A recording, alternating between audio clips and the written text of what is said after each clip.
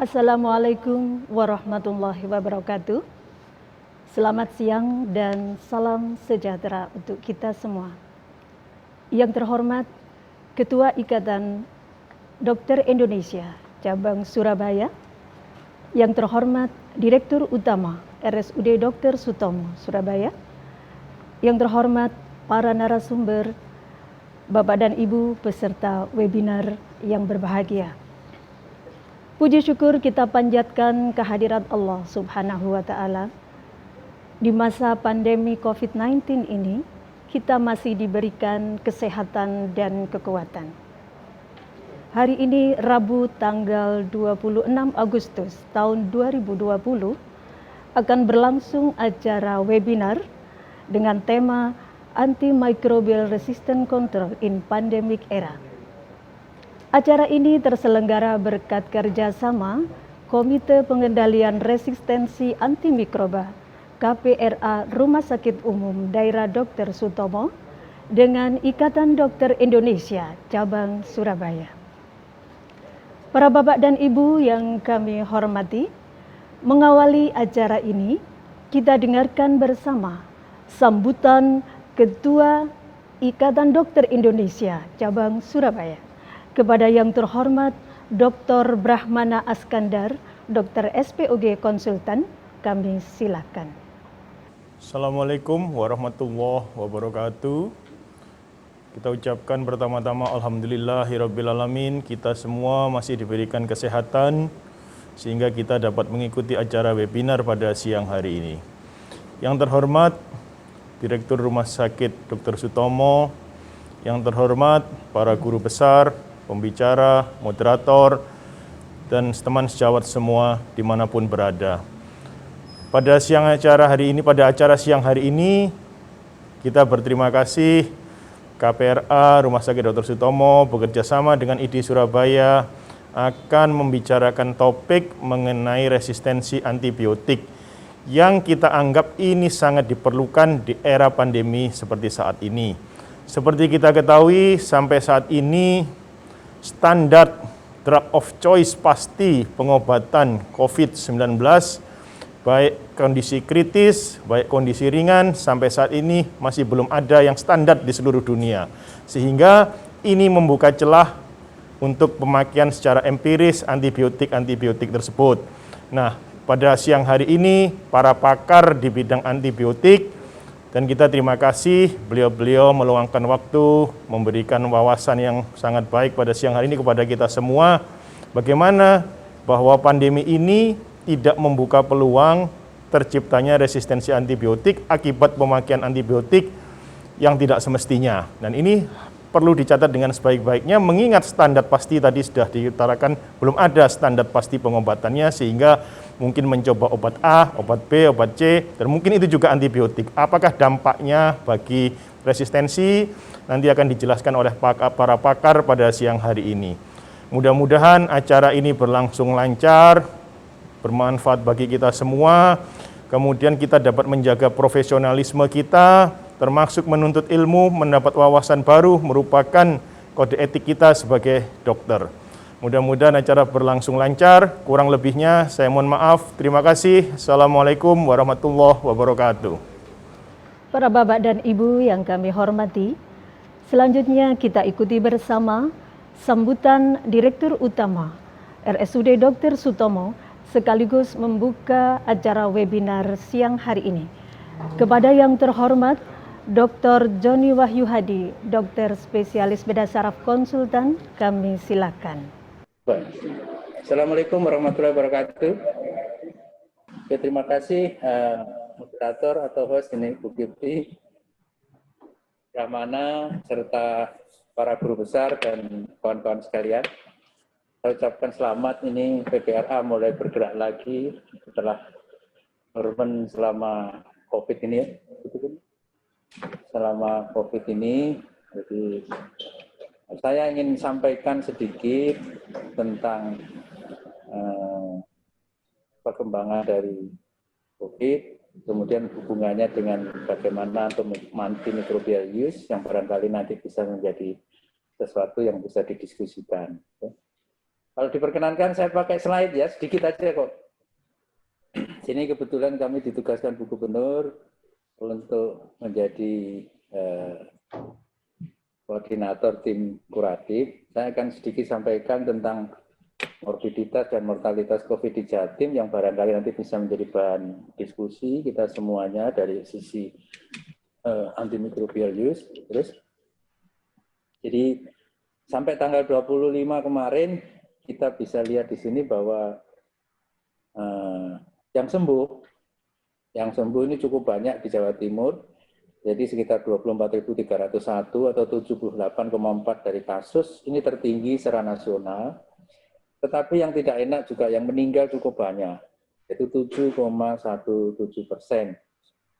Kemarin tambah 27 yang meninggal.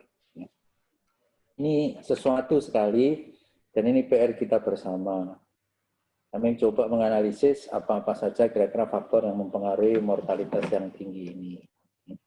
Terus, ini kira-kira dari sisi nasional itu sembuh sekitar 70% dari all case, kalau kita 78,4%. Jadi cukup bagus, cuma kematiannya kalau nasional 4,4, kita 7,17. Kita sedang melakukan analisis apa saja, kira-kira kita identifikasi ada 10 faktor yang mempengaruhi.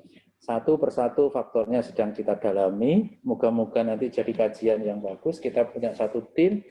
Kalau tim dari PPRA ingin ikut, monggo mendalami ini, kajiannya dari sisi mungkin dari komorbidity atau komplikasi dari COVID-19. Terus, nah ini kira-kira yang ada di Jawa Timur seperti ini, cukup banyak kasusnya, ya, ribuan.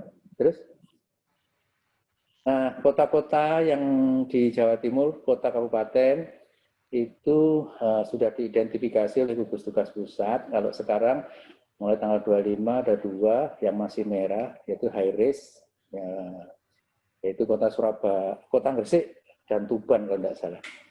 Ada 15 kriteria yang bisa dibagi dalam 3 kriteria untuk pewarnaannya ini. Terus, nah ini Tuban sama Gresik ya, yang merah. Artinya merah itu risiko tertularnya sangat tinggi. Terus, ini terus. Nah ini kalau kita bandingkan dengan provinsi lain, sebetulnya Jawa Timur itu ya unik karena yang sembuh itu sudah 24.000. Itu sama dengan case yang ada di Jawa Barat dan Jawa Tengah, lebih malah. Jadi kalau case-nya kita kira-kira sama dengan mereka, maka kita sudah sembuh semua pasien kita ini. Yang meninggal cukup banyak, 2.000 lebih. Saya masih menganalisis apakah pelaporan kita yang perlu dievaluasi. Karena rasanya kayak beberapa provinsi sehari dilaporkan meninggal 1, rasanya kok enggak make sense ya.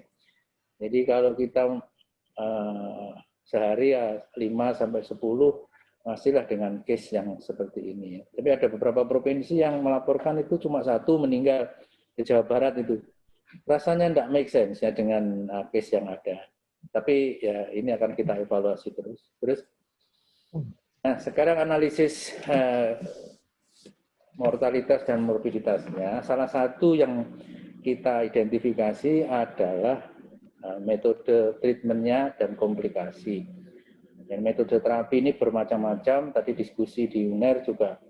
Obat-obat yang sedang diteliti oleh UNER, saya kira nanti bisa dikaji di sini bagaimana antibiotik dipakai sejak awal di sana ya, doxycycline, azitromisin itu sudah diberikan sejak awal. Ini mungkin perlu nanti didetailkan di dalam diskusi ke depan karena pasti itu bisa mengakibatkan resistensi. Kemudian komplikasi yang banyak ditemukan di ruangan, salah satunya adalah septik.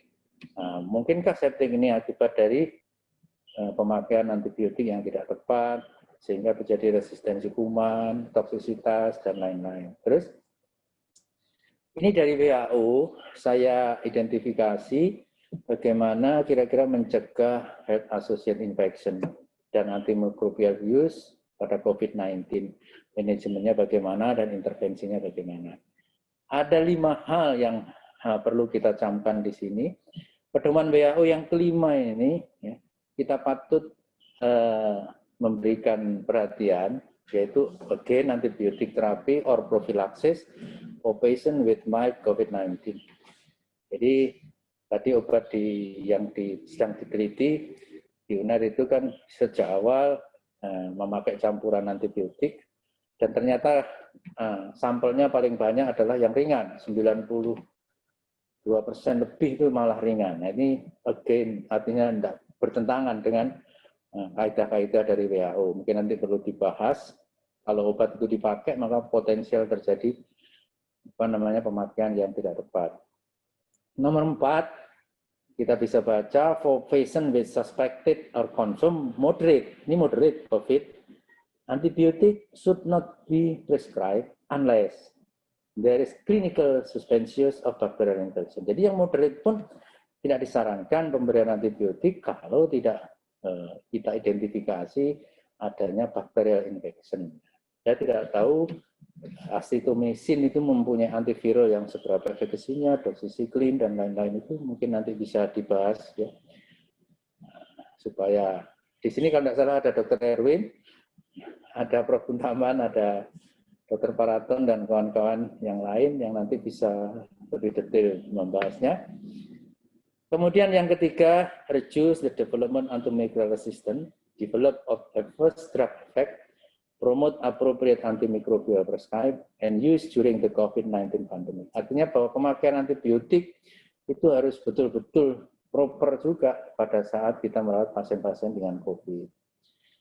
Nah, hal-hal lain yang dianukan di sini, ventilator assisted pneumonia dan catheter related bloodstream infection juga menjadi perhatian oleh WHO. Jadi 1, 2, 3, 4, 5. Kalau yang 5 dan 4 serta nomor 3 ini kira-kira dari sisi BPRA yang perlu dibahas ya. Jadi pemakaian antibiotik pada saat pandemi COVID. Terus. Nah ini mungkin kawan-kawan sudah paham semua, tapi saya ingin menyampaikan ini modified dari PDT 5. Jadi apa yang harus disediakan di masyarakat dalam perawatan COVID itu, satu tentunya ruang karantina. Nah, ruang karantina itu di sana yang dirawat, diisolasi belum tentu positif, bisa negatif. Kalau sudah positif maka harus di ruang isolasi. Ruang isolasi yang ada di kita itu yaitu Rumah Sakit Indrapura, itu isolasi. Ruang karantina contohnya adalah PPSDM. Saya tidak tahu persis asrama haji itu karantina atau isolasi. Tapi yang kita desain oleh gugus tugas pusat, karantina itu adalah PPSDM, isolasi itu Rumah Sakit Indrapura. Kemudian ada rumah sakit darurat itu adalah rumah sakit yang untuk menangani pertama. Kemudian untuk rumah sakit yang definitif namanya rumah sakit rujukan. Nah, rujukan itu dibagi dua, mestinya rujukan biasa dan rujukan utama. Rujukan utama mulai berat sampai kritis, yang rumah sakit rujukan itu sedang berat. Jadi ini tata laksana dari sisi hospital services atau vaskes yang harus disediakan oleh kita ada di Jawa Timur. Ini sudah kita buat mulai dari ruang karantina, ruang isolasi, rumah sakit darurat, rumah sakit rujukan, dan rumah sakit rujukan utama. Total rumah sakit rujukan itu ada 127, 5 diantaranya rujukan utama kalau di Jawa Timur. Terus, nah ini fasilitas yang harus disediakan. Terus, kemudian yang penting sekali, barangkali nanti ini informasi buat para senior sekalian, kita harus melakukan surveillance pengendalian COVID-19. Ini sedang kita lakukan. Apa saja yang disurvei? Banyak sekali item-item itu, ada satu di community, di primary care, di hospital, ya, kemudian yang sentinel, kemudian di rumah sakit yang ada healthcare associated infection-nya. Ini yang terakhir itu bagian dari kita ini, healthcare associated COVID infection-nya.